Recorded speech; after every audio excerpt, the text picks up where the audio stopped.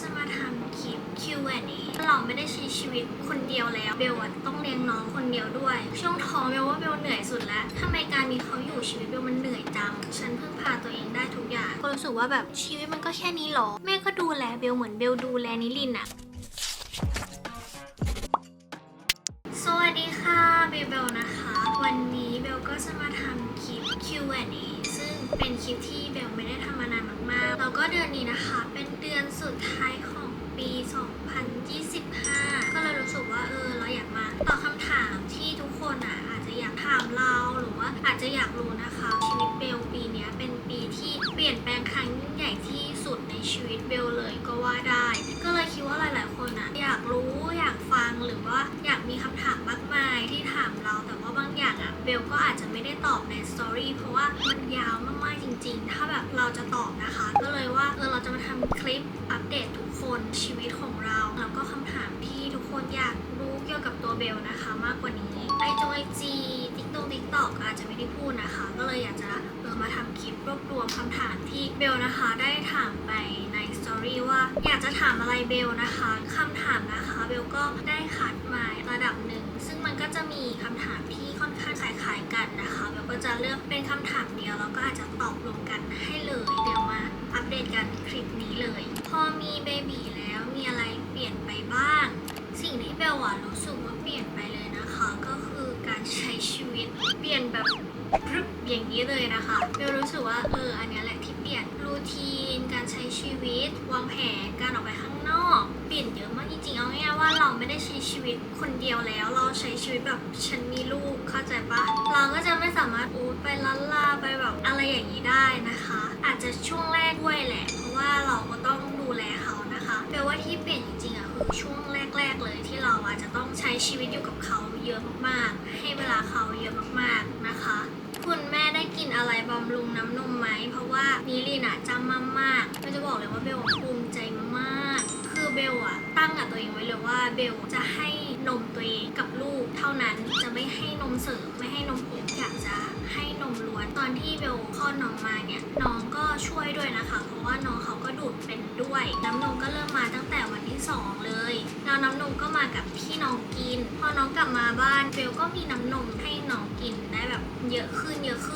ถามว่าเบลกินบำรุงไหมเบลรู้สึกว่าอาหารการกินสำคัญมากๆแม่เบลดูเรื่องอาหารการกินนะคะถ้าทุกคนดูคลิป What I Eat in a Week ก็คือแม่เบลจะทำอาหารให้เบลกินเองทุกมื้อเลยแต่ละมื้อก็คือเบลก็ได้อาหารครบ5 หมู่รวมถึงอาหารที่ช่วยบำรุงน้ำนมอย่างต้มหัวปีเบลก็กินต้มหัวปีบ่อยมากๆแล้วก็กินไก่ผัดขิงผัดสมุนไพรอะไรอย่างเงี้ยแม่ก็ทำให้กินเยอะมากๆเบลว่าเรื่องการกินสำคัญเพราะว่าเบลไม่ได้กินอาหารเสริมเรื่องน้ำนมเลยนะคะช่วงแรกที่กินนะคะก็อาจจะมีแค่น้ำหัวปีพวกแบบที่มันเป็นขวดๆนะคะก็คือกินแค่พวกน้ำหัวปีเลยแล้วก็ไม่ได้กินแบบเม็ดอะไรเสริมเลยแล้วเบลก็กินหลายยี่ห้อด้วยนะไม่รู้ว่ายี่ห้อไหนดีเพราะว่าเบลกินก็สลับกันไปแล้วก็กินพวกโปรตีนที่เป็นแบบโปรตีนบำรุงน้ำนมด้วยนะคะก็คือกินแบบพวกน้ำอย่างเงี้ยอย่างเดียวเลยไม่ได้กินแบบเม็ดอะไรเสริมเลยนะคะก็เรื่องบำรุงน้ำนมก็ประมาณนี้แต่ว่าช่วงไม่นานนะคะคือเบลได้อาหารเสริมตัวหนึ่งมา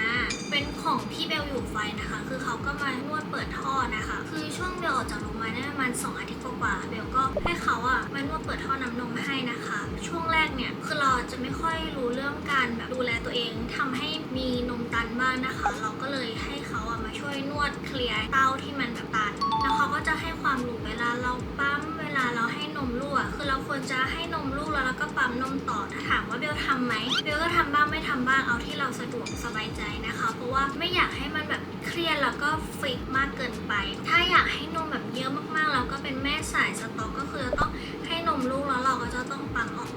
นมมันก็จะเยอะขึ้นซึ่งเบลก็ไม่ได้ทำขนาดนั้นแต่ว่าปั๊มออกบ้างถ้าสมมติว่าวันนี้เบลจะมีไปทำงานข้างนอกอย่างเงี้ยเบลก็จะต้องวางแผนว่าเบลจะต้องปั๊มเก็บกี่ออนกับจำนวนที่เบลออกไปทำงานข้างนอกนะคะเบลก็ยังไม่ได้ถึงกับแบบว่ามีสต็อกแบบเก็บเยอะขนาดนั้นตอนนี้นมเปิดท่อน้ำนมจะถามว่าช่วยไหมเบลว่ามันก็ช่วยนะมันทำให้น้ำนมไหลโฟลว์ขึ้นพอมันไหลโฟลว์ขึ้นน้องก็จะได้น้ำนมเยอะขึ้นแต่พูดตรงๆเราเอาลูกเข้าเต้าคือดีที่สุดก็คือจะช่วยเรื่องให้นมไหลดีแล้วก็น้องก็จะได้กินเยอะจริงๆเวลาเราปั๊มออกมามันก็ไม่ได้ออกมาหมดทั้งเต้านะคะที่ออกมาหมดทั้งเต้าได้จริงก็คือให้ลูกกินนั่นเองส่วนอาหารเสริมที่เบลบอกก็คือเขาให้มา รู้สึกโอเคจริงๆไม่ได้ช่วยเพิ่มน้ำนมนะคะตัวเนี้ยเบลก็เลยไม่รู้ว่าจะบอกดีไหมแต่ว่าก็บอกเผื่อไม่ได้กินตัวเนี้ยเพื่อช่วยเรื่องน้ำนมหลังจาก1 เดือนใช่ไหมคือแม่เบลไม่ให้กินของหวานไม่ให้กินอะไรเลยเบลก็ด้วยความอดอยากพอ1 เดือนผ่านไปปุ๊บแม่ก็แบบเริ่มให้เรากินขนมแล้ววันนั้นเบลกินโรตีใช่ไหมพี่ที่เขามานวดนมให้เขาเห็นเขาก็เลยบอกว่าถ้าสมมติว่าเบลกินพวกไขมันทรานเยอะมันจะทำให้น้ำนมอุดตันได้นะเพราะว่าทุกคนเข้าใจว่าแบบมันเป็นไขมันพวกชีสพวกเบเกอรี่คือมันเป็นไขมันใช่ไหมถ้าเรากินเยอะๆเนี่ยมันก็อาจจะทำให้นมเราตันได้เพราะว่ามันเป็นไขมันเขาก็เลยให้ลองกินอาหารเสริมที่ช่วยเรื่องสลายไขมันช่วงเต้าอะไรอย่างเงี้ยมันก็จะทำให้นมเราไม่ค่อยอุดตันนะคะแต่ว่ามันไม่ได้เพิ่มน้ำนมนะแต่มันทำให้นมของเราไม่ตันคือถ้าเรานมตันนมไหลออกมาไม่หมดเหมือนแบบท่อมันตันมันก็จะออกได้แค่นิดเดียวอะไรประมาณนี้ดูแลตัวเองยังไงหลังคลอดมีเครียดไหมมีแบบอาการมาม่าบูหรือเปล่านะคะนี่ก็คือเป็นคำถามที่คนถามมาเบลก็เอามารวมตอบด้วยกันเนาะเบลไม่มีอาการมาม่าบูเลยทุกคนคือจริงเบลกลัวถ้าสมมติว่าเบลคลอดน้องออกมามันจะต้องมาคาราคาซังแล้วเบลต้องมาเครียดอะไรอย่างเงี้ยเบลจัดการทุกอย่างให้มันจบก่อนที่เบลจะคลอดน้องออกมาท้องใหญ่แค่ไหนเบลก็พยายามเคลียร์ตัวเองให้แบบเรียบร้อยแล้วก็รู้สึกว่าสิ่งนั้นจะไม่มาแบบกวนใจเราหรือว่าสิ่งไหนใครที่แบบจะมากวนใจเราช่วงที่หลังจากเราคลอดก็พยายามที่จะแบบตัดปัญหาจัดการทุกอย่างเคลียร์ทุกอย่างให้ก่อนที่เบลจะคลอดเพราะว่าเบลกลัวเรื่องมาม่าบลูนะคะเบลต้องเลี้ยงน้องคนเดียวด้วยคือเราแบบต้องใช้พลังกายของเราเยอะมากๆในการเลี้ยงน้องคือเบลก็วางแผนทุกอย่างว่าถ้าอะไรที่มันเสี่ยงจะทำให้เราเป็นซึมเศร้าเคลียร์ทุกอย่างให้จบไปเลยแล้วเบลก็มีความตั้งใจมุ่งมั่นมากๆว่าเราจะต้องแบบเลี้ยงลูกด้วยความสุขเราจะต้องห้ามเศร้าเพราะว่าถ้าเบลแย่ใช่ไหมมันก็จะไม่มีใครที่แบบมาแทนตรงที่ของเบลได้แล้วก็เลยแบบทำตัวเองให้เข้มแข็งทำนู่นทำนี่จัดการทุกอย่างผลลัพธ์ที่มันได้หลังจากเบลคลอดนิลินออกมามีแต่ความสุขมีแต่คนรอบข้างที่ดีซึ่งทำให้เบลไม่มีอาการมาม่าบูมีความสุขมากๆเหนื่อยหน่อยตอนท้องช่วงท้องเบลว่าเบลเหนื่อยสุดแล้วอาจจะท้องหนักด้วยไหมคือเบลรู้สึกว่าตอนท้องเบลแบบใช้ร่างกายคุ้มมากๆกับการใช้ชีวิตตอนท้องนะคะแต่ว่าทุกอย่างก็ผ่านไปได้ด้วยดีรู้สึกว่าไม่มีอาการซึมเศร้าเลยแฮปปี้สุดๆขอวิธีจัดการกับสภาพแวดล้อมที่ท็อกซิกหน่อยค่ะปีหน้าอยากใช้ชีวิตให้มีความสุขมากกว่านี้ต้องบอกก่อนว่าเบลเป็นคนที่รักตัวเองมากๆถ้า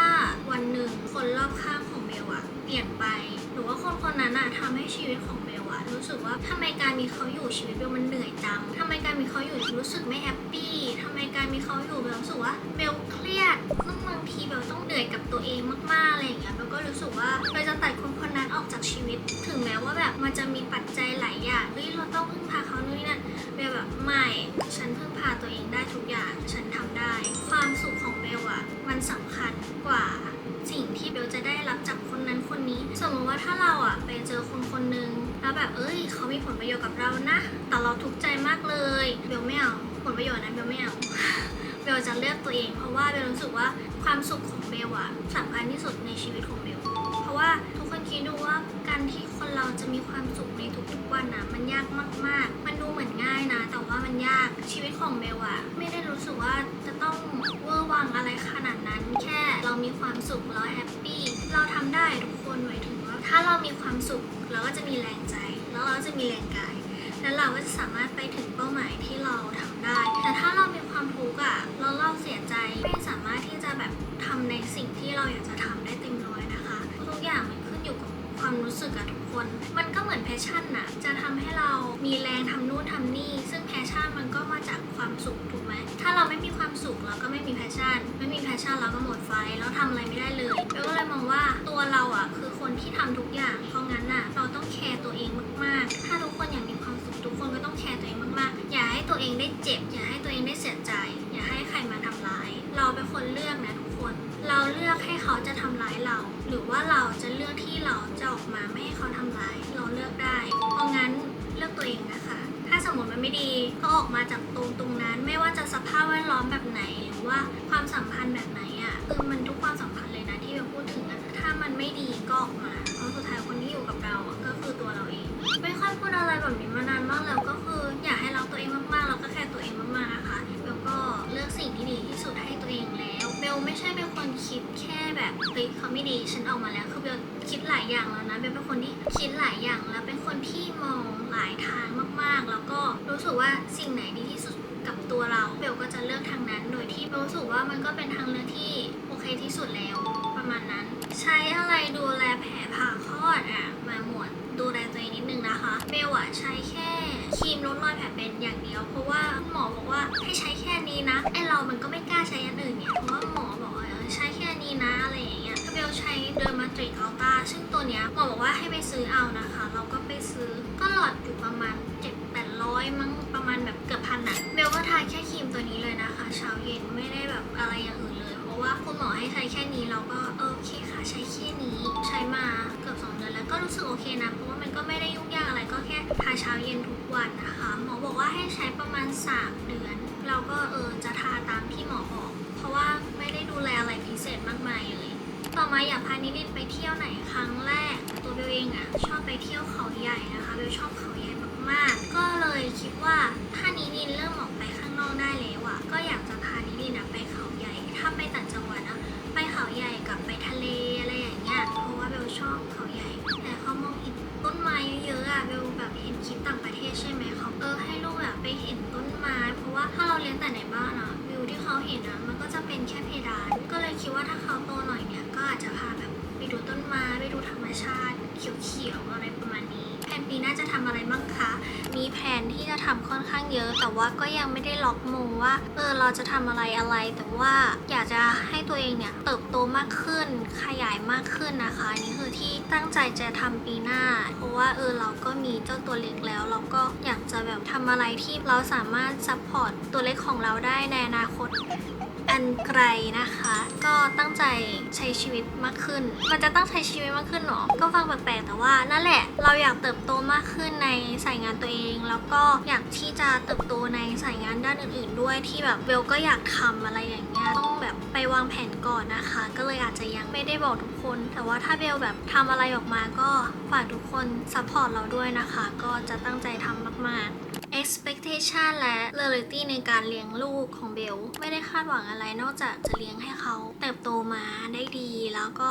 เป็นเด็กดีเป็นที่รักของทุกคนเป็นเด็กน่ารักแค่นั้นเลยหวังว่าแบบเขาจะเป็นเด็กที่เติบโตมาเต็มไปด้วยความสุขรอยยิ้มตั้งแต่เบลเลี้ยงเขามาเบลก็ไม่ได้คาดหวังจะไม่งอแงเขาจะงอแงอะไรอย่างเงี้ยเบลไม่ได้คาดหวังในตัวเขาแบบนั้นนะคะเบลไม่แน่ใจว่าหมายถึงถูกไหมกับคำถามแต่ว่าความเป็นจริงเบลรู้สึกว่าเบลไม่ได้จินตนาการว่าเขาจะเกิดมาแบบดื้อไหมงอแงไหมหรืออะไรอย่างเงี้ยเบลรู้สึกว่าเบลพยายามเตรียมรับมือหลายๆด้านเอาไว้อยู่แล้วตั้งแต่ตอนที่เบลท้องถ้าเด็กเกิดออกมามันมีโอกาสจะเป็นแบบนี้เบลก็ไม่ได้ตั้งความคาดหวังว่าเขาจะต้องเกิดมาแบบเรียบร้อยเด็กดี100%อะไรอย่างเงี้ยก็รู้สึกว่าเราเตรียมรับมือในทุกๆสถานการณ์เอาไว้ช่วงที่คลอดนะคะก็เลยไม่ได้รู้สึกว่ามี expectation เยอะขนาดนั้นแล้วก็มีคำถามตอนนี้มีความสุขไหมที่มีนิลินอยู่ด้วยบอกเลยว่ามีความสุขมากมันเป็นความสุขที่แบบไม่ต้องการอะไรแล้วมันเป็นความรู้สึกอิ่มเอมแล้วเราไม่ได้อยากจะได้นู่นได้นี่สิ่งที่เบลอยากได้ตอนนี้คือเบลอยากได้เพื่อให้เขามีสภาพแวดล้อมที่ดีอยากได้เพื่อให้เขามีความสุขอันนั้นคือความสุขของเบลณตอนนี้เบลก็เลยรู้สึกว่าความสุขของเบลมันกลายเป็นว่าถ้าเขามีความสุขเบลมีความสุขเป็นแบบนั้นเลยตอนที่พี่เบลมีน้องรู้สึกยังไงคะครั้งแรกที่รู้ว่ามีเจ้าตัวน้อยครั้งแรกที่เบลรู้สึกโหว่งไปแป๊บหนึ่งแล้วก็ฮะฉันจะเป็นแม่แล้วหรอเบลพูดแบบจริงๆเบลไม่ได้โกหกนะตอนที่เบลอยู่เกาหลีเบลมีความคิดที่ว่าเบลอยากมีลูกเพราะรู้สึกว่าอายุเยอะแล้วเราไปใช้ชีวิตต่างประเทศเราใช้ชีวิตเราเที่ยวในที่ที่อยากเที่ยวแล้วก็สภาพแวดล้อมสังคมก็รู้สึกว่าตัวเองไปเอนจอยกับชีวิตที่สภาพแวดล้อมสังคมอีกแบบหนึ่งที่เกาหลีแล้วเราก็รู้สึกว่าแบบชีวิตมันก็แค่นี้หรออะไรอย่างเงี้ยแล้วพอแบบเราเห็นเด็กใช่ไหมเราก็รู้สึกว่าถ้าเรามีลูกมันก็น่าจะมีความสุขนะถ้าเมื่อไหร่ที่เบลมีลูกรู้สึกว่ามันโอเคเพราะว่าหลังจากวันนั้นเบลรู้สึกว่าเมื่อไหร่ที่เบลมีลูกคือเบลก็โอเคหมดเลยถ้าเบลจะมีลูกเบลก็เลยไม่ได้รู้สึกเสียใจหรืออะไรนะมันเป็นความรู้สึกเฮ้ยเราจะได้เป็นแม่แล้วหรอมันมีหลายปัจจัยมากๆที่เบลไม่กล้าดีใจงงปะแต่เบลพูดตรงๆเบลไม่เสียใจเลยสักวินาทีเดียวที่เบลรู้ว่าเบลมีลูกไม่ได้รู้สึกผิดหวังไม่ได้รู้สึกอะไรแบบไปในทางที่ลบเลยแต่เบลรู้สึกว่าเบลไม่ได้กล้าที่จะดีใจ 100%แต่พอเบลเคลียร์ทุกอย่างแล้วเนี่ยเบลก็มีความสุขแล้วก็ดีใจตั้งตาวันรอที่แบบเบลจะได้เจอเขาเลยบอกเลยว่าเบลมีความสุขมากๆนะท่านนิรินมาดูคือแม่ไม่เสียใจไม่ผิดหวังไม่มีความรู้สึกอะไรเลยนะวินาทีเดียวแม่เบลข้ามสุดๆว่าถ้าหนูมาเกิดแม่แบบเวลคัมหนูมากๆตั้งแต่รู้อะแม่เชื่อว่าหนูนั่นแหละมาเกิดเป็นลูกแม่แค่นั้นเลยต่อมานะคะพี่เบลปรับตัวยังไงบ้างกับการเลี้ยงน้องนิลินตอนที่นิลินเกิดมาใช่ไหมจริงๆเบลก็เตรียมตัวตั้งแต่ตอนเบลท้องนะเพราะว่าด้วยความที่เราอะไม่เคยเป็นแม่ใช่ไหมเราก็เลยพยายามเตรียมแล้วก็ดูแล้วก็ศึกษาให้ได้มากที่สุดเท่าที่จะทำได้ถึงแม้ว่าเรารู้ว่าเวลาที่เราเลี้ยงเขาจริงๆอะมันอาจจะไม่เหมือนในที่เราดูหรือเราศึกษามาแต่ด้วยความที่พี่ข้างบ้านของเบลเนี่ยเขามีลูกก่อนประมาณ3 เดือนเท่ากับว่าเบลก็สามารถไปศึกษาไปดูว่าถ้าสมมุติว่าเราเจอสถานการณ์อย่างเงี้ยเด็กเป็นแบบเนี้ยมันจะเป็นยังไงซึ่งอาจจะเป็นโชคดีของเบลด้วยเพราะว่าเราก็ได้ลองเลี้ยงเด็กเล็กจริงๆที่เพิ่งเกิดแบบนิวบอร์นสุดๆก็ทำให้เบลแบบว่ามีประสบการณ์แล้วก็มีความรู้ในสถานการณ์จริงๆอันเนี้ยเป็นโชคดีของเบลแล้วก็ต้องขอบคุณพี่ข้างบ้านที่ให้เราแบบศึกษาแล้วก็ช่วยดูน้องมันก็เลยทำให้เบลรู้สึกว่าก็ไม่ได้ปรับตัวอะไรมากนิลินอะเป็นเด็กดีมากๆเอาจริงอะเวลาคนถามว่าเลี้ยงลูกเหนื่อยไหมอะเบลรู้สึกว่าเบลไม่ได้เหนื่อยขนาดนั้นอาจจะเพราะว่ามีแม่แล้วก็มีพี่เลี้ยงด้วยนะคะช่วงนี้ถามว่าเหนื่อยไหมก็เหนื่อยแต่ว่ามันไม่ได้เหนื่อยขนาดนั้นหรือเพราะว่าเบลยังไม่ทำงานก็ไม่รู้คือเบลก็ทำงานแหละช่วงนี้แต่ว่าไม่ได้ออกไปถ่ายคลิปมันก็เลยอาจจะไม่ได้รู้สึกเหนื่อยหรือเปล่าแต่ว่าถ้าถามว่าตอนนี้เบลเหนื่อยไหมเบลตอบได้เลยว่าเบลไม่ได้เหนื่อยขนาดนั้นนะคะการมีพี่เลี้ยงก็ช่วยด้วยแล้วก็แม่เบลก็ช่วยบ้างนะคะบางทีแบบที่เขาตื่นเขาก็อาจจะไปเปลี่ยนเพื่อนให้แต่ว่าส่วนใหญ่เนี่ยเบลก็ไปเปลี่ยนเองนะคะคือลูกเราอะเนาะเราก็ต้องแบบทำเองอะส่วนใหญ่ก็จะเป็นประมาณนั้นเบลก็ไม่ได้รู้สึกว่าเหนื่อยอาจจะเพราะว่าที่เบลจินตนาการไว้ตอนท้องอะเบลรู้สึกว่าเบลจะเหนื่อยกว่านี้พอเบลเจอความจริงมันก็เลยแบบมันก็ไม่ได้เหมือนที่เราจินตนาการไว้นะตอนนี้อาจจะยังหรือเปล่าเบลก็ไม่รู้เห็นบางคนบอกว่าช่วง1-3 เดือนแรกเนี่ยอาจจะง่ายอยู่แต่ว่าหลังจากนั้นอาจจะยากก็ต้องดูกันต่อไปแต่ว่าถ้าถามว่าตอนนี้เหนื่อยไหมเบลก็ไม่ได้รู้สึกว่าเหนื่อยขนาดนั้นนะคะฉันเลี้ยงได้ เป็นฟีลแบบฉันเลี้ยงได้อะก็ตอนนี้เลี้ยงได้นะคะ แล้วก็มีคำถามน้องดื้อกับพี่เบลไหมคะคือนิลินนะไม่ดื้อแล้วก็เป็นเด็กที่เข้าใจง่ายอาจจะเพราะว่าเราก็ต้องศึกษาเขานะคะว่าแสดงอาการแบบนี้แปลว่าอะไรเบลอะสังเกตนิลินมากๆยิ่งเราสังเกตเขาเยอะๆมีเวลาให้เขาช่วงเนี้ยเราจะรู้ว่าอันนี้เขาต้องการอะไรอันนี้เขาต้องการอะไรอันนี้เขาเป็นไรอันนี้เขาหิวอันนี้เขาอยากเปลี่ยนเพิดอย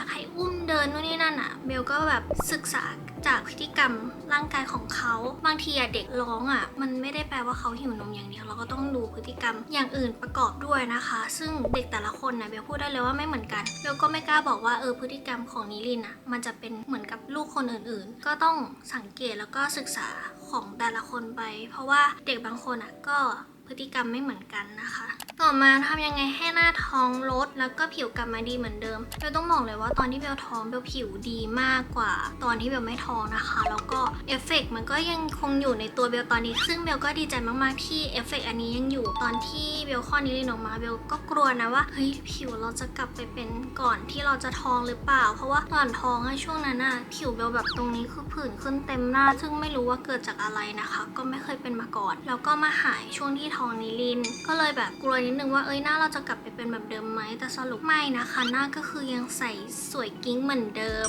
แล้วก็ถามว่าทำไมเบลถึงลดไวเบลลดมา10 โลนะคะใน2 อาทิตย์แรกเลยซึ่งตอนนี้มันก็ยังค้างอยู่ที่เดิมมันก็ยังไม่ไปไหนแต่ว่าสัดส่วนนี้ก็ค่อยลด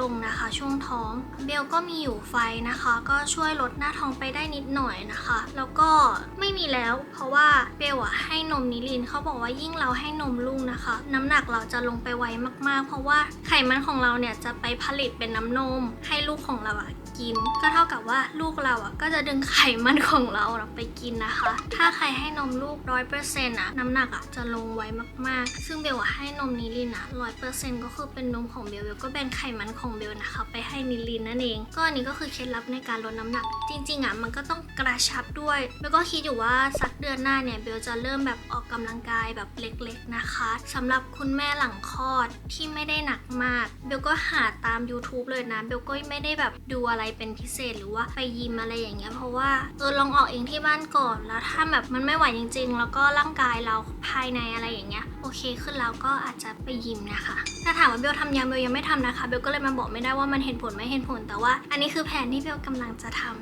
รีวิวความรู้สึกหลังเลี้ยงนิลินแล้วก็อาการมาม่าบูที่รู้สึกเสียตัวตนหลังคลอดทุกคนต้องเข้าใจก่อนว่าเราเป็นแม่เราต้องยอมรับว่าเราเป็นแม่เพราะฉะนั้นอ่ะเราไม่ได้ตัวคนเดียวเรามีครอบครัวเวลาเราทำอะไรเราก็ต้องนึกถึงอีกคนด้วยเราก็จะสูญเสียตัวตนของเราที่บางทีเราอาจจะทำอะไรเอาแต่ใจ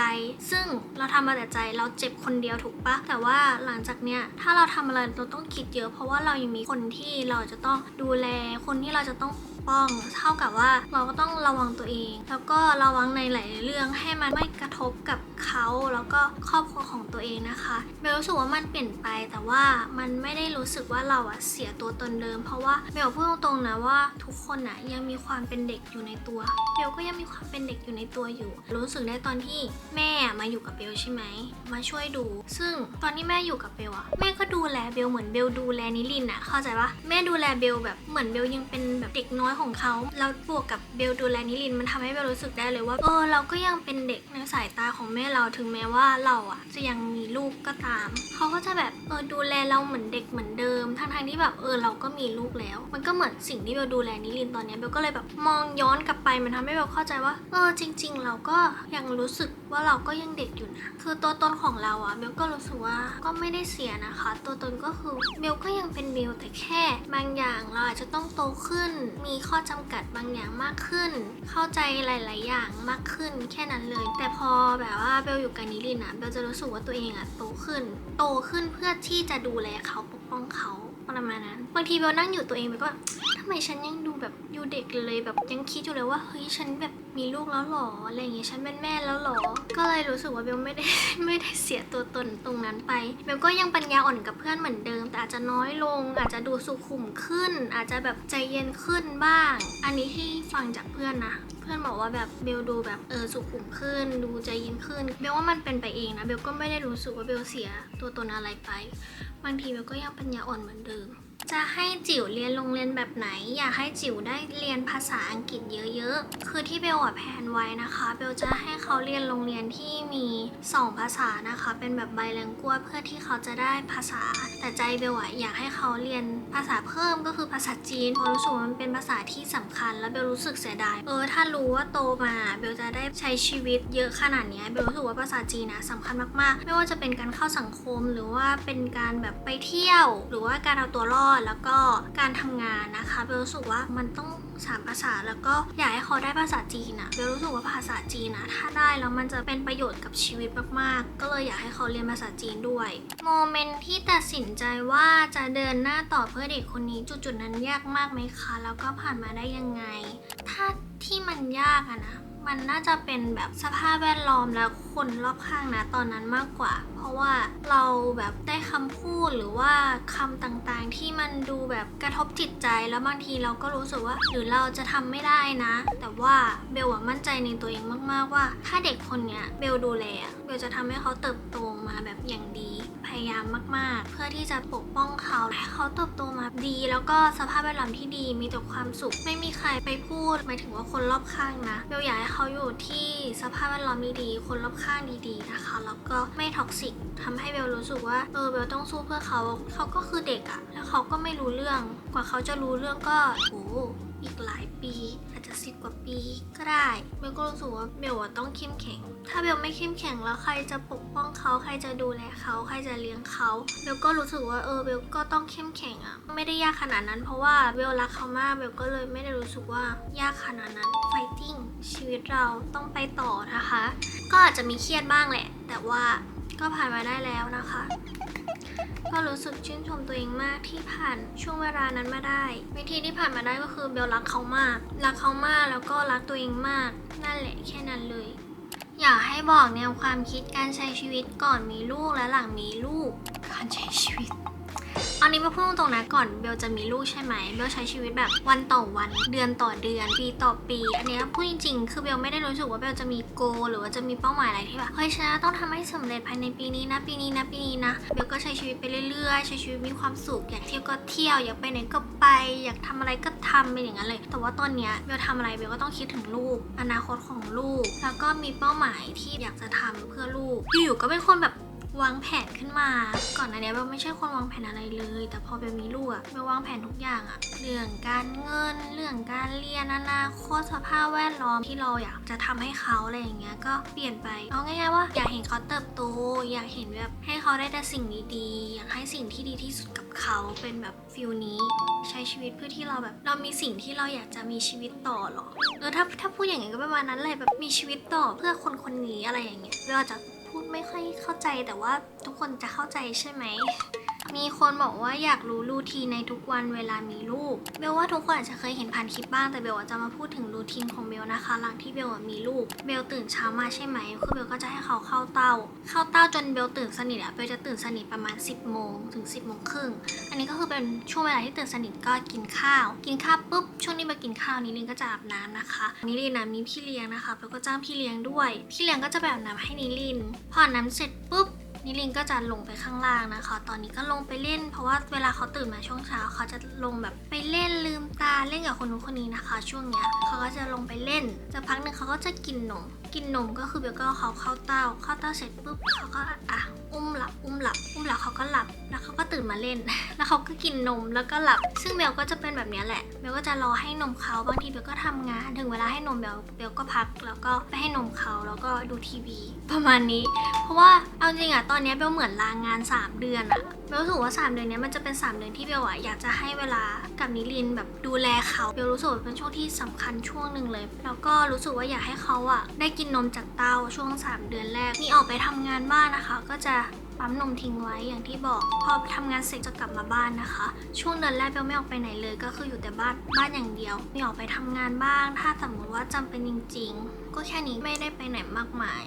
คำถามเนี้ยเป็นคำถามที่แบบแทงใจเบลมากเพราะว่ามันเป็นสิ่งที่เบลรู้สึกว่าเบลจะต้องเจอก็คือถ้าวันหนึ่งลูกของเบลโตขึ้นแล้วเถียงเบลแรงๆเนี่ยเบลจะทำยังไงเบลเคยคิดมากๆเลยว่าเบลไม่อยากทะเลาะกับลูกเลยต้องเสียใจแน่ๆเลยอะไรอย่างเงี้ยแต่ว่ามันก็เป็นสิ่งที่ห้ามไม่ได้เพราะว่าคนเรามันก็ต้องมีโมเมนต์ไม่เข้ากันบ้างหรือว่าไม่เข้าใจกันนะคะเบลรู้สึกว่าถ้าลูกเถียงเราอาจจะเป็นที่การเลี้ยงดูด้วยนะคะอย่างหนึ่งเลยที่เบลรู้สึกว่าเบลอยากจะเลี้ยงเขา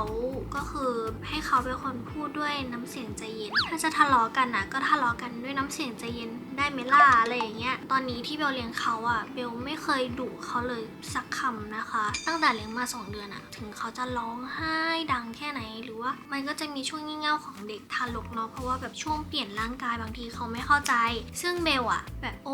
แบบไม่ต้องเสียใจนะใช้เสียงแบบเย็นๆกับเขานะคะก็พยายามแบบจะให้เขาซึมซับในการใช้เสียงเย็นๆแต่ถ้าวันหนึ่งเขาจะเถียงเราจริงๆก็คงต้องคุยกันแต่ว่าเบลก็พยายามที่จะเลือกคุยกับเขาดีๆแล้วก็เลือกใช้น้ำเสียงกับเขาใจเย็นถ้าเขาจะเถียงเราก็จะคุยกับเขาด้วยน้ำเสียงใจเย็นไม่ได้รู้สึกว่ามันจะเป็นสิ่งที่เราต้องเลี่ยงเพราะว่าเบลว่ามันเลี่ยงไม่ได้หรอกมันก็ต้องมีบ้างเนาะเด็กก็จะพยายามแบบเลี้ยงเขาให้ใจเย็นที่สุดแล้วก็เบลคิดแล้วว่าเบลอยากจะเลี้ยงเขาแบบเพื่อนจะไม่ตีถ้าไม่จำเป็นจริงๆเบลไม่อยากดุเขาเลยด้วยซ้ำอยากใช้เหตุผลคุยกันให้ได้มากที่สุดไม่อยากดุไม่อยากขึ้นเสียงไม่อยากให้เขาเป็นเด็กที่รู้สึกว่าถ้าเขาไม่พอใจแล้วเขาจะต้องขึ้นเสียงเขาจะเป็นยังไงก็อยู่ที่เราซึ่งก็จะพยายามที่สุดแต่ว่าถ้าจะเกิดอันนั้นจริงๆก็จะคุยกับเขาดีๆค่ะพี่เบลมีแผนพาน้องนิลินไปเที่ยวต่างประเทศไหมเบลมีแผนพานิลินไปเที่ยวต่างประเทศนะคะก็คือวางแผนไว้แล้วอยากพาน้องไปเกาหลีแล้วก็พาไป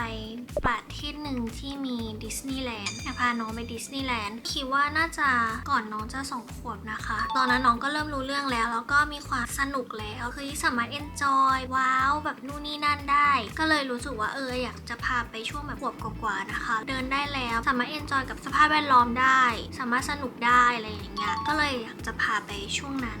ตื่นเต้นคือพอมีลูกเราก็รู้สึกว่าอยากจะพาเขาไปทำอะไรแบบครั้งแรกคือทุกโมเมนต์ครั้งแรกของเขามันจะเป็นอะไรที่แบบตาตึงเราเข้าใจปะ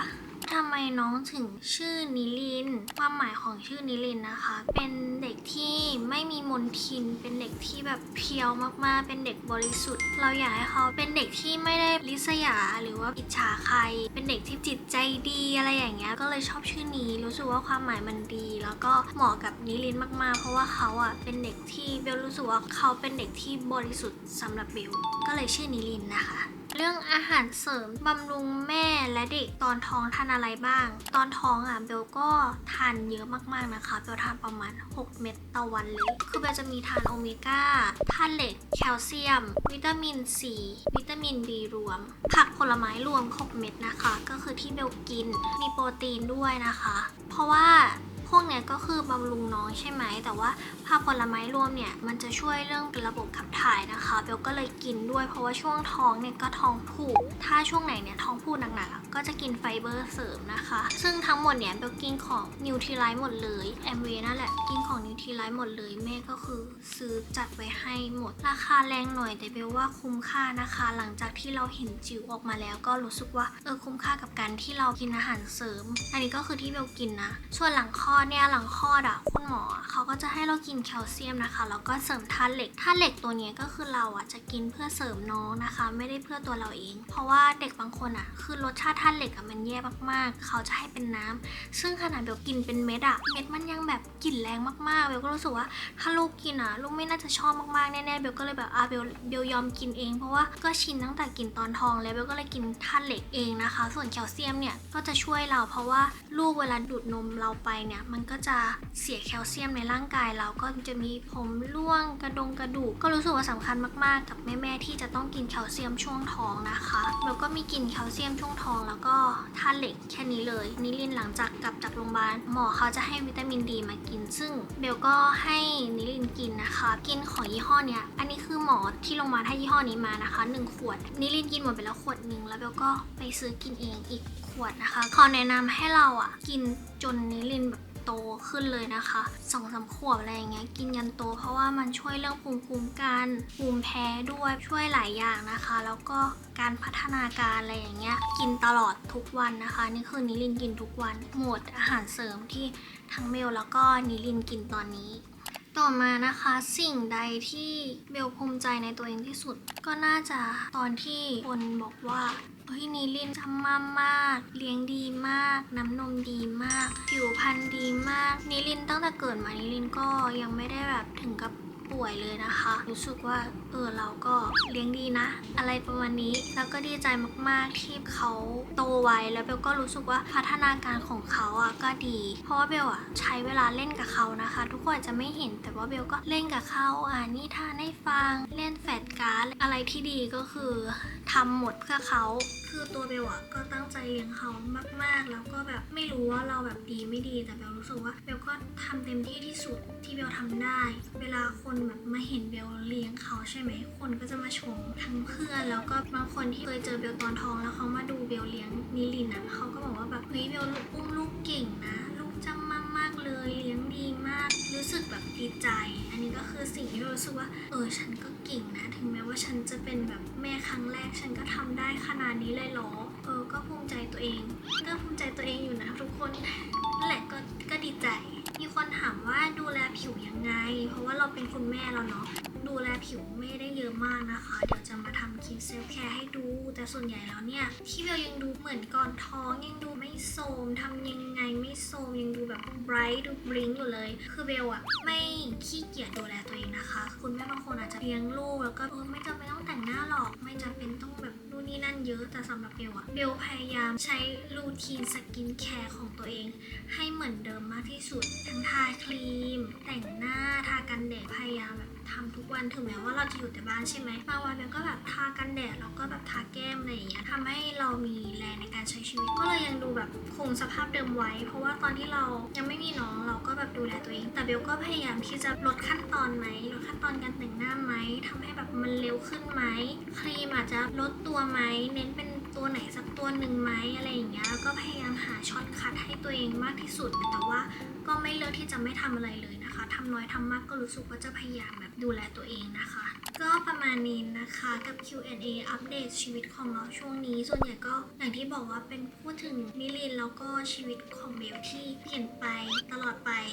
กาลนะคะถ้าถามว่าเบลมีความสุขไหมตอนนี้เบลมีความสุขมากๆทุกคนทุกครั้งที่เบลมองหน้านิลินอะเบลมีความสุขทุกครั้งแล้วก็ทุกวันที่ตื่นเช้ามาได้เห็นหน้าเขาเนี่ยเบลก็มีความสุขมากๆเบลเชื่อว่าคนที่เป็นแม่ครั้งแรกแล้วคลอดลูกมาแล้วเลี้ยงลูกอะเบลรู้สึกเหนื่อยแค่ไหนอะแค่แบบเบลมองหน้าเขาคือมันก็ไม่เหนื่อยแล้วครั้งที่ให้นมเบลมองหน้าเขาเบลก็รู้สึกว่าแบบเด็กคนนี้มันน่ารักจังเลยมันน่าเอ็นดูจังเลยแบบนี่ลูกเราเหรอเนี่ยอะไรอย่างเงี้ยแบบทำไมน่ารักขนาดนี้สิ่งที่มหัศจรรย์มากๆในการที่เรามีลูกนะคะทุกคนอาจจ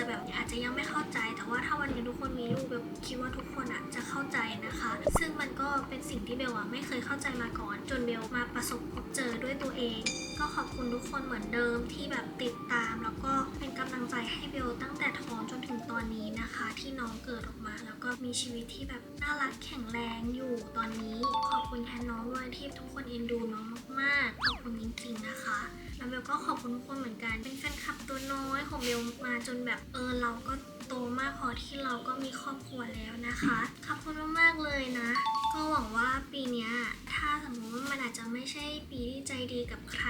อาจจะเป็นปีที่ใจร้ายกับใครนะคะก็อยากให้ทุกคนรู้ไว้ว่าทุกๆอย่างที่เราประสบพบเจอมันจะสอนให้เราโตขึ้นแล้วก็แข็งแรงขึ้นนะคะอยากให้ทุกคนคิดในแง่ที่เบลก็ไม่ได้บอกเป็นแง่ดีแต่จริงๆทุกอย่างมันจะเป็นบทเรียนของเราแล้วก็จะเป็นสิ่งที่คอยตักเตือนเราในอนาคตนะคะทุกอย่างมันจะเป็นข้อคิดแล้วก็ประสบการณ์ให้เราแน่นอนซึ่งเบลก็เหมือนกันเพราะว่าปีนี้ก็เป็นปีที่หนักมากๆสำหรับเบลนะคะแต่ว่าก็จบปีด้วยความสุขมากๆเหมือนกันทำให้เบลเข้าใจว่าชีวิตของเรามันไม่มีอะไรง่ายหรอกแต่ว่าเราก็ต้องผ่านไปให้ได้เพราะว่าเราต้องมีชีวิตต่อนะคะเราก็มีชีวิตเดียวเนาะยิ่งตอนนี้มีชีวิตหนึ่งที่เบลอยากจะดูแลเขาเบลก็อยากจะตั้งใจใช้ชีวิตของตัวเองให้ดีเพื่อที่แบบเขาก็จะได้มีชีวิตที่ดีก็เป็นปีที่เบลก็อยากขอบคุณมากๆเหมือนกันที่ทำให้เบลได้เติบโตเป็นคนแบบนี้แล้วก็เติบโตเป็นคนนี้นะคะเบลก็อย่างที่บอกไม่ได้รู้สึกว่าจะต้องเสียดายหรือว่าถ้าย้อนเวลากลับไปได้หรืออะไรอย่างเงี้ยเบลรู้สึกว่าทุกอย่างมันมีเหตุผลและในสิ่งที่ไม่ดีมันก็จะมีสิ่งดีๆซ่อนอยู่เสมอปี2025ขอบใจนะแต่ว่าต้องลากันแค่นี้ปี2026เจอกันเราจะเป็นคนที่เจ๋งกว่าเดิมจะเป็นแม่ที่โคตรคูลกว่าเดิมแล้วก็จะทำคลิปสนุกทำคอนเทนต์ใหม่ๆให้ทุกคนดูตั้งใจมากขึ้นถ้าใครอยากดูคลิปแนวไหนหรือว่าทำคลิปแนวไหนเนี่ยก็ลองพิมพ์มาได้นะคะเพื่อที่เราจะได้แบบทำคลิปแนวนั้นถ้าทุกคนอยากดูเราก็อาจจะแบบเอามาอัดแอปหรือมาเปลี่ยนอะไรอย่างเงี้ยเป็นสไตล์ของเราหรือว่าแบบอยากแนะนำอะไรก็สามารถแนะนำกันได้นะคะแล้วก็อีกอย่างหนึ่งที่เบลอยากจะขอทุกคนเลยว่าแบบจริงๆมันก็มีคอมเมนต์มาเยอะมากๆเบลไม่อยากกล่าวถึงบุคคลที่3นะคะไม่ได้แบบยุ่งเกี่ยวแล้วก็เลยอยากให้โฟกัสแค่ตัวเบลแล้วก็ตัวลูกเนาะอยากให้มันมีแบบสิ่งดีๆเกิดขึ้นก็เลยแบบว่าไม่ได้อยากให้พูดถึงบุคคลที่3หรือว่าพูดอะไรถึงบุคคลที่3เลยมันก็เป็นสิ่งที่ดีกับจิตใจเบลด้วยก็อยากให้ทุกคนเอนจอยกับชีวิตของเบลตอนนี้มากกว่าก็วันนี้เขาจบคลิปเพียงเท่านี้นะคะถ้าใครชอบคลิปนี้ก็อย่าลืมกดไลค์กดแชร์กด subscribe ด้วยบ๊ายบาย